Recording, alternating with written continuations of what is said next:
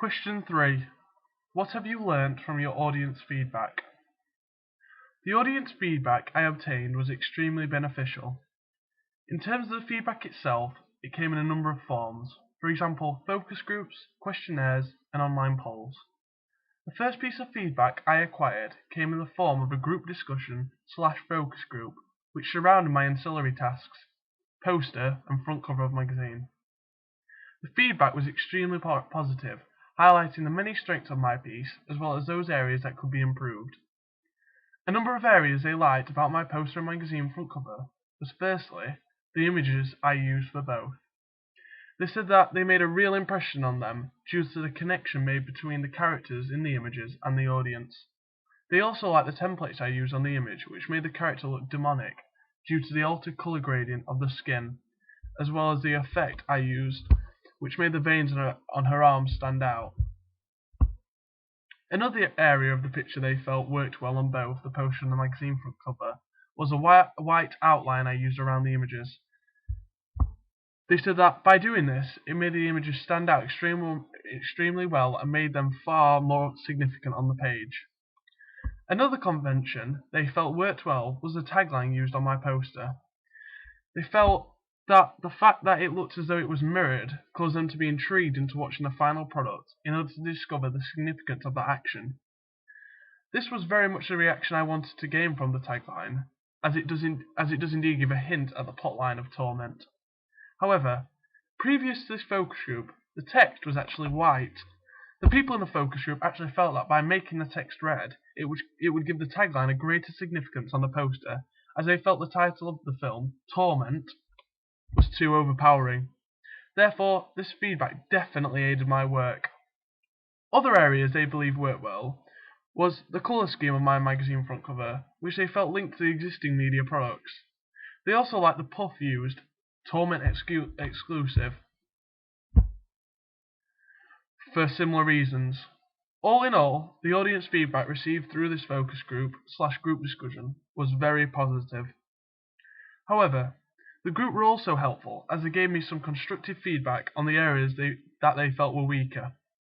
They believed that out of the poster and the magazine front cover was weaker due to the fact that they felt it was cluttered and not really ordered in any way.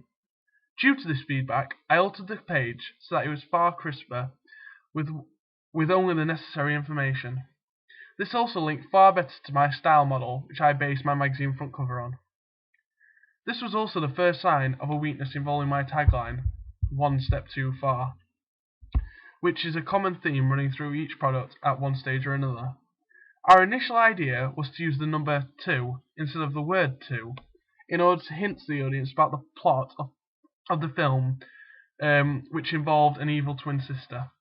However, throughout most of the feedback we gained, this area was often highlighted as a weak point, as the audience felt that this idea that there was a twin sister involved was unclear.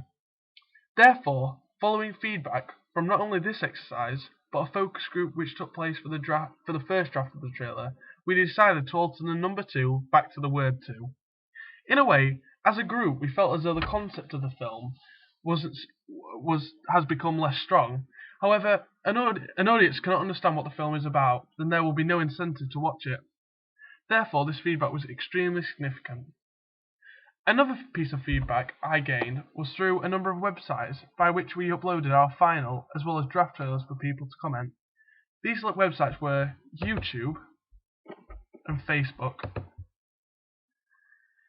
This was extremely beneficial as we were able to gain feedback from our target consumer age range, which was between 15 and 18. As many of the people who use Facebook, in terms of the people I know, are in this age range.